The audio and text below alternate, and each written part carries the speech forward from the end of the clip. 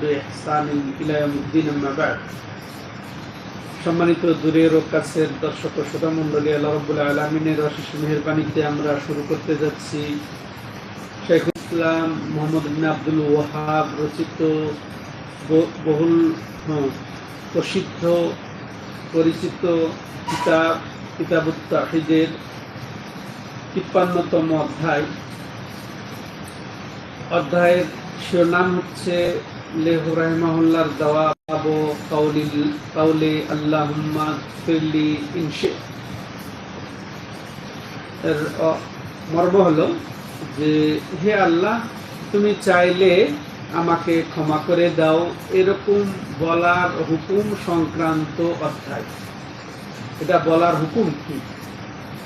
তো এটা লেহু রাহিমাহুল্লাহ এটা বর্ণনার জন্যই অধ্যায় এটা শিরোনাম দিয়েছেন যে এই আল্লাহ তুমি আমাকে চাইলে ক্ষমা করে দাও, এরকম বলা জায়েজ নয়। এটা প্রমাণ করার জন্যই মূলত অধ্যায় রচনা করেছেন। তো এটা জায়েজ নয় কি জন্যে? এটা জায়েজ না হওয়ার কারণ এটা আল্লাহর সাথে তার ইচ্ছাকে জড়িয়ে দেওয়া, যে তুমি চাইলে আমাকে মাফ করো। কথাটা কেমন না? আপনি যদি আচ্ছা তুমি মানুষকেও যদি কেউ বলে তুমি চাইলে আমাকে মাফ করে দাও, মানে আমি পুরোপুরি চাচ্ছি না, ভাই আপনি মাফ করে দেবেন, এটা কেমন কথা? বা মাফ করে দেন, চাইলে আপনি ইচ্ছা করে মাফ করে দিতে পারেন, মানে অতটা জরুরি না, আমার সমস্যা নেই। তাহলে এটা কি অমুখাপেক্ষিতা? আল্লাহ থেকে অমুখাপেক্ষিতা ফুটে ওঠে, যার কারণেই এটা জায়েজ নেই। এরকম জড়িয়ে দেওয়া উচিত না, আল্লাহর ইচ্ছার সাথে জড়িয়ে দেওয়া উচিত। যদিও সবকিছুই আল্লাহর ইচ্ছায় হয়, বিশেষ করে দোয়া হচ্ছে ইবাদত। আর এই যখন দোয়া আল্লাহর কাছে করব, দোয়া চাইবো, প্রার্থনা করব, তখন ইচ্ছার সাথে না জড়িয়ে আল্লাহর কাছে কাকুতি মিনতি বিনয় নম্রতার সাথে, হে আল্লাহ তুমি ক্ষমা করে দাও, তুমি ক্ষমা করে দাও আল্লাহ, বারবার। আর আল্লাহ চাইলে তুমি ক্ষমা করে দাও, এটা অধ্যত্বপনা, এটা বেয়াদবি। আল্লাহর সাথে কথা বলার ক্ষেত্রে শব্দ চয়নে ভুল, এটা এরকম বলা যায় না আল্লাহর সাথে কথা। তো এটা যেহেতু ইবাদত, আর এই ইবাদত একমাত্র আল্লাহর জন্য হবে আদবের সাথে, একেবারে পরিপূর্ণ ইয়ের সাথে, কোনো সংশয় সন্দেহ নাই যে আল্লাহ তুমি চাইলে দাও, তাহলে না চাইলে দিবে না, তুমি কি এটাই চাইতেছো? এটা কত বড় কথা, এটা অসম্পূর্ণতা, তাই না? এটা আল্লাহ অসম্পূর্ণতা। তাইলে এই যে শিরোনাম তিনি এখানে যুক্ত করলেন, আর এই কিতাবের নাম কি? তাওহীদ। সম্পর্ক কি স্পষ্ট হয়েছে? এটা সম্পর্ক এই জন্যে যে আল্লাহর ইচ্ছার সাথে আমার চাওয়া, আমার প্রার্থনাকে জড়িয়ে দেওয়া, এটা তাওহীদের পরিপূর্ণতার পরিপন্থী। পরিপূর্ণ তাওহীদ এটা বোঝায় না, বরং পূর্ণ তাওহীদ এটা যে আমি সত্য, আমি ইচ্ছা জুড়িয়ে দেব না যে আল্লাহ তুমি চাইলে মাফ করো, তো এইভাবে না, বরং আমাকে চাইতে হবে একের অকাট্য ভাবে, একেবারে আন্তরিক ভাবে, ইয়াকিনের সাথে, করজোড়ে, বারবার, যে আল্লাহ তুমি মাফ করে দিও, আল্লাহ তুমি মাফ করে দাও, এইভাবে।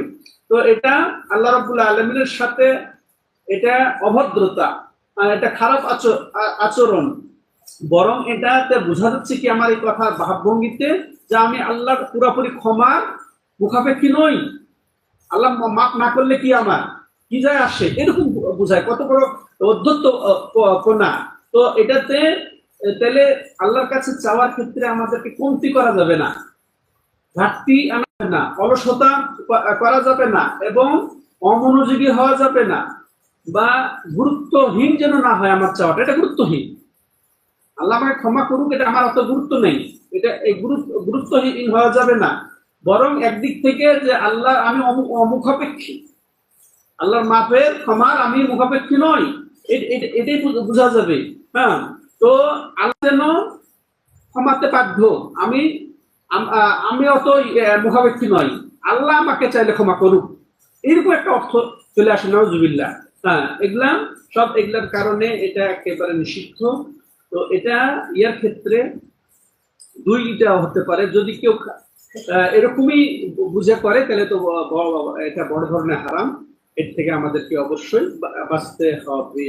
তাহলে এটা আমরা আমাদের অধ্যায়ের সাথে তাওহীদের যে সম্পর্ক, পরিপূর্ণ তাওহীদের খেলাফ এটা, পরিপন্থী এটা। হ্যাঁ, সেই জন্য কিতাবুত তাওহীদে লেহ রাহিমাহুল্লাহ এই অধ্যায় রচনা করেছে। তো তাহলে তাওহীদের হাকিকত কি এক্ষেত্রে? যে বিনয়ী হয়ে আমাকে আল্লাহর কাছে চাইতে হবে। আর যদি বল চাইলে ক্ষমা করে দাও, তাহলে এটা বিনয়ী প্রকাশ হয় না। এটা হচ্ছে তাহলে প্রকৃত তাওহীদ বিনয়ী, চাওয়ার ক্ষেত্রে বিনয়ী হওয়া, করজোড়ে নমনীয়তার সাথে বারবার, এটা হচ্ছে তাওহীদের দাবি, এটা তাওহীদের হাকিকত এই ক্ষেত্রে, চাওয়ার ক্ষেত্রে। কিন্তু যদি কেউ বলে চাইলে তুমি মাফ করে দাও, এটা চাইলে পরিপূর্ণ তাওহীদ হয় না। তো এই ক্ষেত্রে লেখক রাহিমাহুল্লাহ একটি দলিল উপস্থাপন করেছেন শুধু হাদিস থেকে, যে হাদিসটি সহিহ বুখারী এবং সহিহ মুসলিমে বর্ণিত হয়েছে। আন আবি হুরায়রা রাদিয়াল্লাহু তাআলা আনহু আন্না রাসূলুল্লাহ সাল্লাল্লাহু আলাইহি ওয়াসাল্লাম قال لا يقل احدكم اللهم اغفر لي ان شئت اللهم ارحمني ان شئت ليعزم المسألة فإن الله لا مكره له ولمسلم وليعظم الرغبة فإن الله لا يتعاظمه شيء أعطاه। আবু হুরায়রা রাদিয়াল্লাহু আনহু বর্ণনা করে বলছেন যে রাসূলুল্লাহ সাল্লাল্লাহু আলাইহি ওয়াসাল্লাম কি বলেছেন এই ক্ষেত্রে, যে খবরদার তোমাদের কেউ এরকম বলবে না যে আল্লাহুম্মা মাগফিরলি ইন শি'ত, আল্লাহ তুমি চাইলে আমাকে ক্ষমা করে দাও, বা আল্লাহুম্মা আরহামনি ইন শি'ত, আল্লাহ তুমি চাইলে আমার প্রতি রহম করো। কেউ বলবে না। তাহলে এটা হারাম, এরকম বলাটা কি জায়েজ নেই। আর বরং কি করবে, লিয়াজামিল মাসআলা, বরং সে যেন দৃঢ়তার সাথে চায়, করজোড়ে চায়, বিনয়ের সাথে চায়। হ্যাঁ, তো এরকম সে চাওয়ার ক্ষেত্রে দৃঢ় প্রতিজ্ঞ হবে যে আল্লাহ রাব্বুল আলামিন আমাকে ক্ষমা করবেন। হ্যাঁ, আমি এইভাবে এই আশা আল্লাহর কাছে। ফাইনাল্লাহ লা মুকরিহা লাহ, কারণ আল্লাহ রাব্বুল আলামিনকে আমি বাধ্য করতে পারবো না। আল্লাহ বাধ্য নন আমাকে ক্ষমা করতে, আল্লাহ চাইলে মাফ করতেও পারে, নাও পারে, কিন্তু আমি বাধ্য যে আল্লাহর কাছে একেবারে দৃঢ়তার সাথে আমি চাইবো আল্লাহর কাছে। আল্লাহকে বাধ্য করা যাবে না, কারণ আল্লাহ রাব্বুল আলামিন অমুখাপেক্ষী, কোনো কিছুর আমার ক্ষমার আল্লাহ মুখাপেক্ষী নন। যে আমাকে ক্ষমা করতে হবে, আমাকে বান্দা চাক, বান্দা আমার কাছে ক্ষমা চাক, এরও মুখাপেক্ষী নন আল্লাহ। আমি মুখাপেক্ষী, আমি ক্ষমার মুখাপেক্ষী। তো এটা এরকম বোঝা যাচ্ছে যে আল্লাহ যেন ক্ষমা করবেনি আমাকে, আমি মাফ করলেও সমস্যা, না করলে আমার সমস্যা নেই, এটা বোঝা যাচ্ছে। তাইলে এটা যে কোনো ধরনের এইভাবে আল্লাহকে জড়িয়ে দেওয়া, যে চাইলে তুমি ক্ষমা করে দিও, ভবিষ্যৎ হোক আর এই হোক, এটা জায়েজ নেই। ফাইনাল্লাহ লা মুকরিহা লাহ।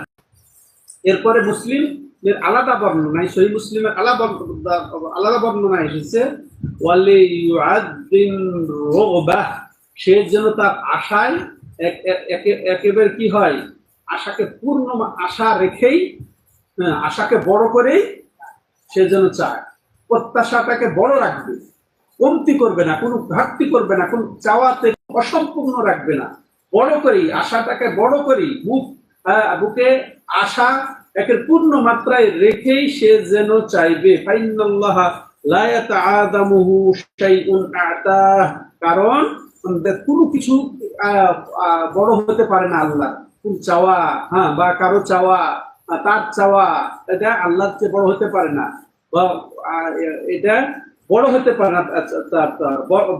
বরং এরকম ভাবে বলাটা, এটা আল্লাহর অসম্পূর্ণতা যে এটা বোঝায়, বা সৃষ্টির অসম্পূর্ণতা বোঝায়, ভাবে তার কমতি ঘাটতি এখানে অনিবার্য হয়ে যাচ্ছে।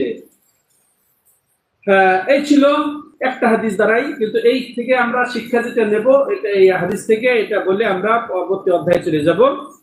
এই হাদিস থেকে পেলে আমরা জানতে পারলাম প্রথমত নিষেধ কি, যে আল্লাহর কাছে চাওয়ার ক্ষেত্রে তার ইচ্ছাকে জড়িয়ে দেওয়া, যে তুমি চাইলে মাফ করে দাও বা চাইলে আমাকে রহমত দান করো, এরকম, এটা কি নিষিদ্ধ, এটা হারাম।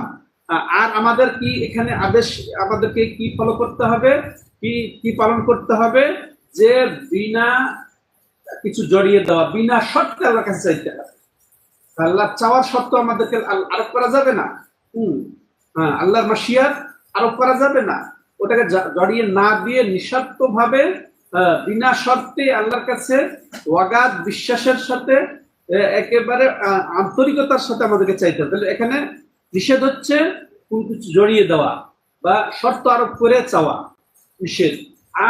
আর যেটা আমাদের আমাদের কি, যে বিনা শর্তে আমরা চাইবো আল্লাহর কাছে, আল্লাহ যে চাইলে আপনি মাফ করে দিব, এরকম কোন শর্ত আরোপ না করে আমরা আল্লাহর কাছে চাইবো। এরপরে আরো যেটা বললাম, যে আল্লাহর জন্য যে শোভনীয় নয় এই শব্দ প্রয়োগ করে আমরা আল্লাহর কাছে চাইবো না। যেমন এই ধরনের কথা, হ্যাঁ, এই ধরনের থেকে মুক্ত হয়ে আমাদেরকে চাইতে হবে। হ্যাঁ, কারণ তার রহমতের প্রশস্ততা ব্যাপক, তাই না?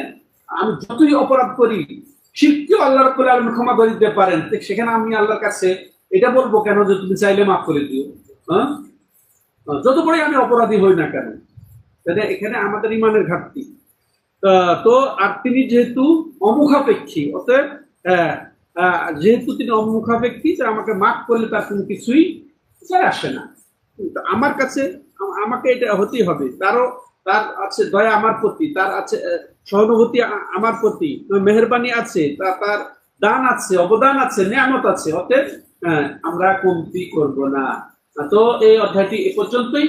হ্যাঁ, এর পরবর্তী অধ্যায়ে যাব প্রায় কাছাকাছি একই অর্থে। তো এই পর্যন্তই। আল্লাহু আ'লাম, হাদা হুয়া সাল্লাল্লাহু আলা নবিয়িনা মুহাম্মদ ওয়া আলা আলিহি ওয়া সাহবিহি আজমাইন। সুবহানাকাল্লাহুম্মা ওয়া বিহামদিকা আশহাদু আল্লা ইলাহা ইল্লা আনতা আস্তাগফিরুকা ওয়া আতুবু ইলাইক।